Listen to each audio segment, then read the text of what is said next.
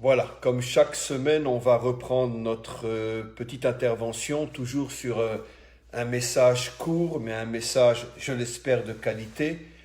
On avait commencé la semaine dernière sur la notion du mensonge, on va continuer pour l'instant sur le mensonge, et on verra, bien sûr, on passera assez rapidement à d'autres sujets pour ne pas rester coincé toujours dans la même notion, mais il y a encore, malgré tout, quelques notions très très importantes à voir. On avait expliqué avant de lire ce que nos maîtres enseignent, on avait expliqué que le mensonge tel que la Torah le comprend, ce n'est pas quelque chose qui est complètement faux. Ce n'est pas dire sur une chaise que c'est une table ou une table que c'est une chaise. C'est pas un mensonge, c'est une imbécilité, c'est une idiotie. Nos maîtres expliquent qu'un mensonge se construit à partir d'une vérité. Et c'est la raison pour laquelle le mensonge est extrêmement dangereux, parce que dans la mesure où il se cache, il se construit et se cache derrière une vérité, et bien sûr il met en évidence l'aspect vrai de ce mensonge. C'est comme ça qu'il arrive à séduire et à attirer et à faire tomber les gens dans ce mensonge. En vérité, c'est le système politique partout dans le monde qui met en évidence qu'on agit pour aider la nation, pour ci, pour ça. En vérité, c'est que pour le pognon et le pouvoir, et pire encore comme on le sait. C'est tout le système d'une certaine manière occidental, officiel, je parle au niveau d'établissement, qui vit sur ce phénomène du mensonge, de belles idées, de beaux idéaux, et en vérité, tout ça, c'est une vitrine pour pouvoir se cacher derrière la vitrine et faire le mal. C'est ce que nos maîtres appellent la civilisation du porc, parce que comme on le sait, pour être cachère, il faut avoir à la fois les sabots fendus et il faut ruminer. Le fait de ruminer, c'est à l'intérieur.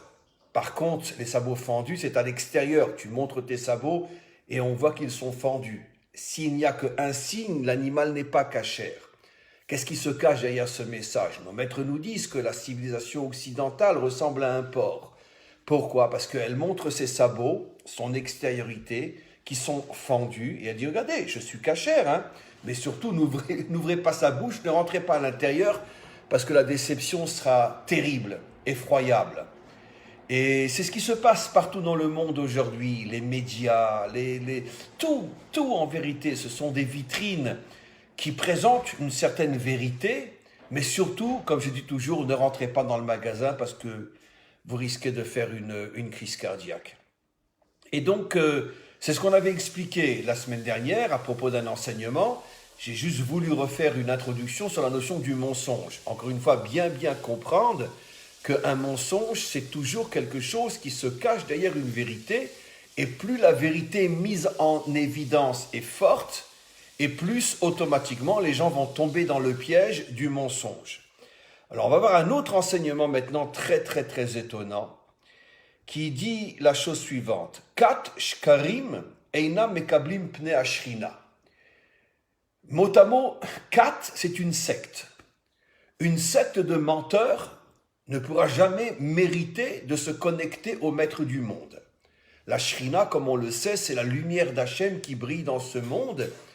Et comme on le voit dans la Torah, le maître du monde nous a dit « Vasuli migdash veshachanti betochan » Shrina, vous me ferez un sanctuaire dans lequel je résiderai. Évidemment, ce n'est pas qu'on enferme Dieu dans une boîte, mais c'est sa présence, sa lumière, son énergie divine qui est au milieu de nous, grâce à ce temple, grâce à ce sanctuaire que nous avons fait. Et ici donc nos maîtres disent que une secte de menteurs ne méritera jamais de se connecter au maître du monde. Alors bien évidemment, c'est très étonnant cet enseignement, parce que d'abord, comment une secte peut se connecter au maître du monde? À plus forte raison, une secte de menteurs. C'est comme si nos maîtres nous disaient le feu est sec et l'eau est mouillée. En Sibérie, il fait froid et en Afrique, il fait chaud. C'est une évidence.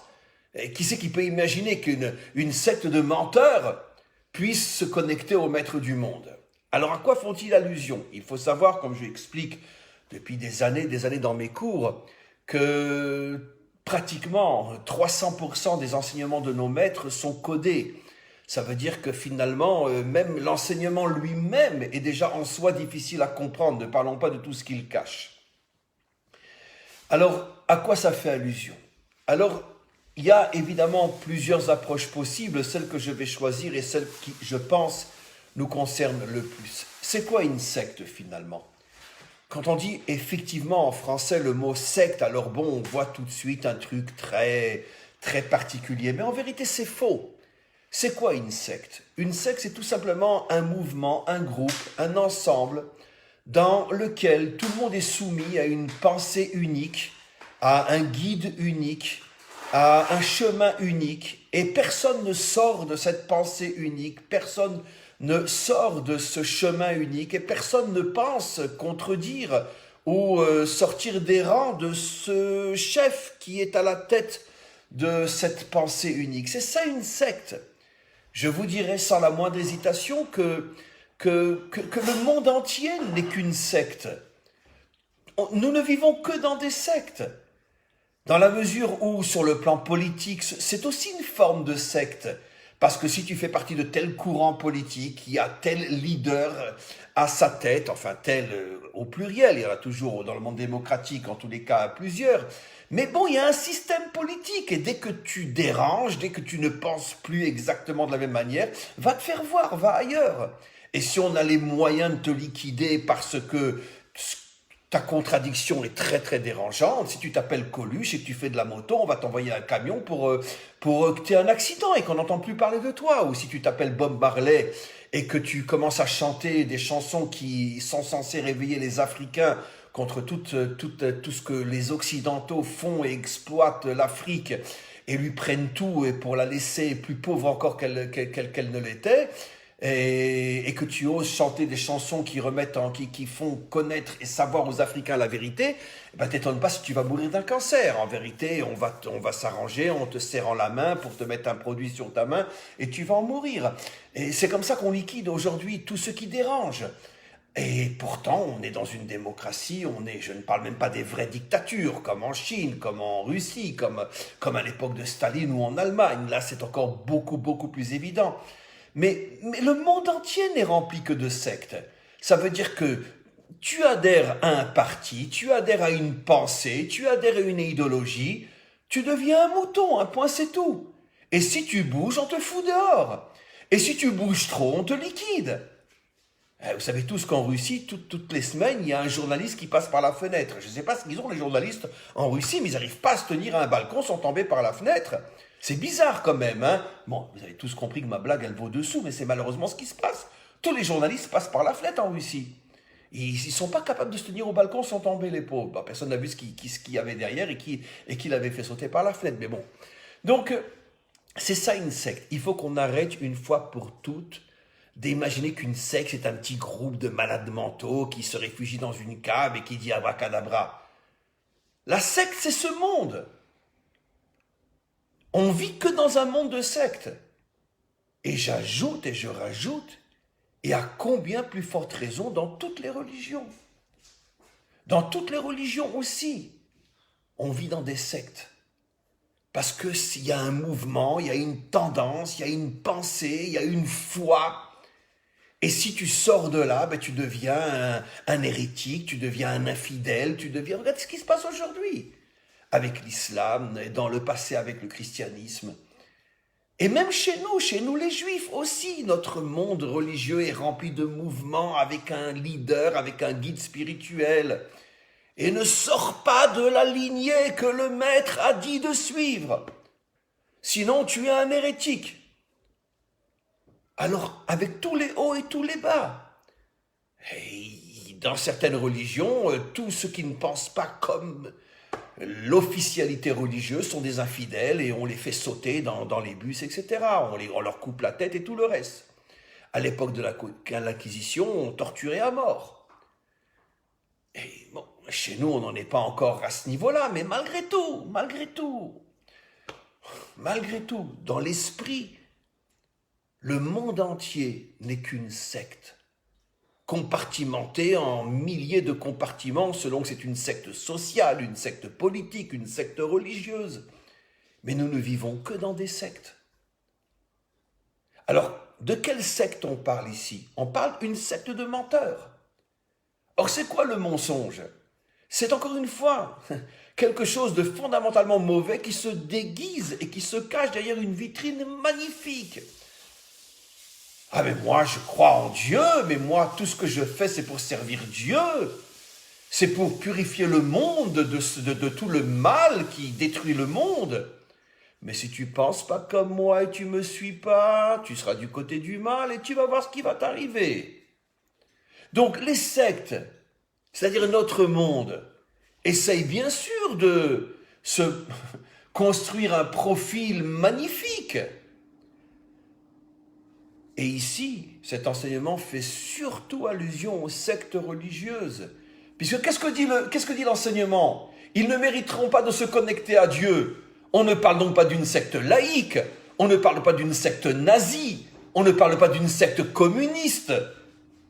Puisque si la punition, c'est que tu ne pourras pas te connecter à Dieu, donc forcément on parle de gens qui prétendent pouvoir se connecter à Dieu. Et l'enseignement est fabuleux, terrifiant. Oui, effectivement, cet enseignement s'adresse aux religieux. Et cet enseignement dit aux religieux, si vous vous formez en tant que secte, en tant que mouvement exclusif, qui met dehors et qui repousse tous ceux qui n'ont pas la même pensée que ce mouvement, même si vous êtes des religieux, même si vous prétendez croire en Dieu, vous n'êtes qu'une secte que Dieu déteste et vous n'avez aucune connexion avec le Dieu authentique. Vous n'avez une connexion qu'avec un Dieu que vous vous êtes inventé. Vous n'êtes connecté qu'à vos illusions et vos fantasmes. Parce que la vérité vraie demande, exige l'indépendance, la possibilité de penser différemment que les autres, de s'exprimer différemment des autres.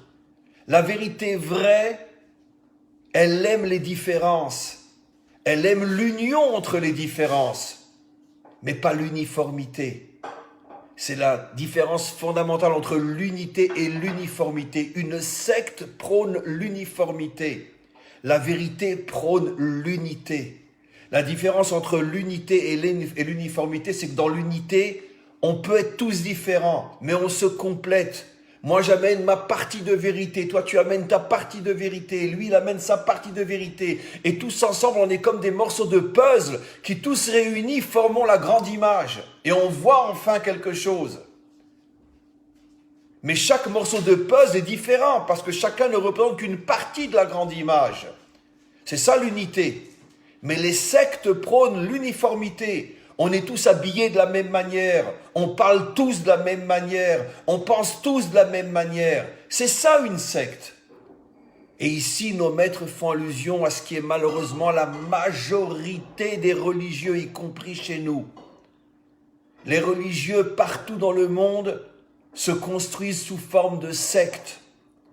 Et le maître du monde leur dit, vous avez beau prétendre me servir, vous avez beau prétendre accomplir mes lois et mes commandements, sachez que vous ne serez jamais connectés à moi. Parce que la chose que je déteste le plus, c'est la secte. Nous devons travailler pour l'unité et non pour l'uniformité, pour la vérité et non pour le mensonge. Comprendre que c'est précisément ceux qui ne pensent pas comme moi qui vont m'aider et moi je vais les aider en s'unissant à construire un monde meilleur. Mais dans un monde où tout le monde pense pareil, c'est un monde de mort, c'est un cimetière, c'est un monde de mensonges. Que le Maître du monde nous aide à nous connecter à lui en cherchant la vérité, l'unité, le respect des différences. Amen. V'chen Yeh Ratzon.